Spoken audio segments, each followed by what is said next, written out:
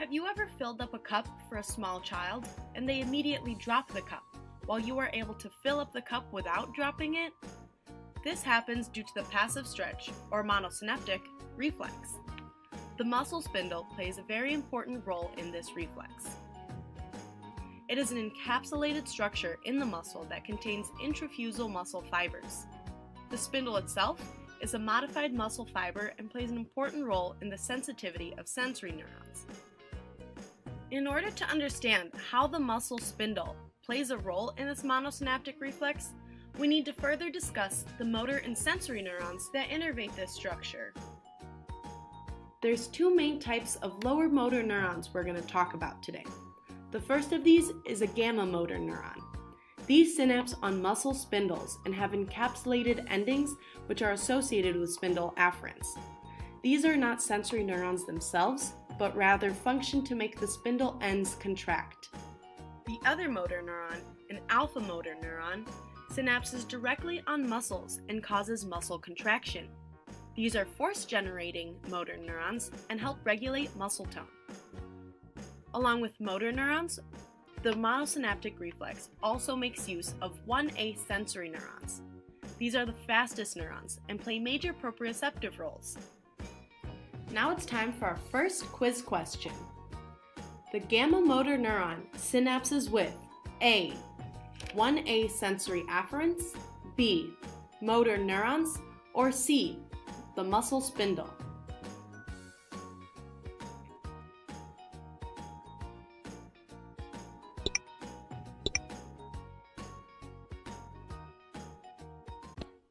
The monosynaptic reflex circuitry starts off with a load, which undergoes a disturbance. This causes the flexor muscle to stretch as well as the spindle on that flexor muscle. This then activates the 1A sensory neuron, which goes back to the spinal cord and synapses on three different types of neurons. First being the gamma motor neuron, the second alpha motor neuron of the flexor muscle to contract. The third being the interneuron, which projects to and synapses on the alpha motor neuron of the extensor muscle, inhibiting it and causing extensor muscles to relax. The passive stretch of the flexor muscle leads to the active contraction of both the spindle and flexor muscle. In Go et al., they were able to co-culture proprioceptive neurons and motor neurons to create a functional reflex arc that could then be used to study spinal cord injury, muscular dystrophy, and spasticity. Quiz question 2.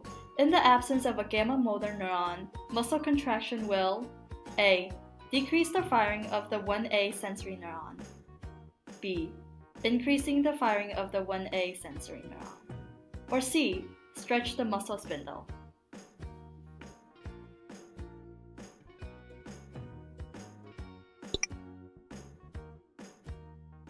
An everyday example in which you can see this reflex at play is when you fill up a cup. As the cup gets fuller and heavier, you flex more to keep the cup in place. If you did the same experiment with a child, they would quickly drop the cup. This is because they have not yet formed this reflex, so they don't flex as the cup fills up and gets heavier. Quiz question number 3. Why are children not able to hold the cup in place? A. They don't have gamma motor neurons. B. They haven't developed the reflex arc yet. Or C. Children like to make a mess.